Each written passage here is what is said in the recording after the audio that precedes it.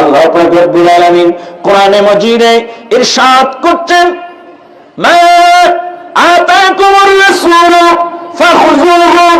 হে আমার বান্দারা, দুনিয়ার মানুষেরা, আমার প্রিয় মাহবুব যা কিছু তোমাদেরকে দেবে, দান করবে, তোমরা তা সাদরে গ্রহণ করো। সুবহানাল্লাহ। আমার নবীজির কাছে যদি কিছু না থাকে তাহলে দেবে কি? মা আতাকুমুর রাসূলু ফাখুযুহু। নবী যা দেয় তোমরা তা নাও। এরা বলতেছে নবীর কাছে কিছু আছে, নবী কিছু দিতে পারবে, এরকম মনে করলে কি হবে? শিরক হবে। শিরক হবে।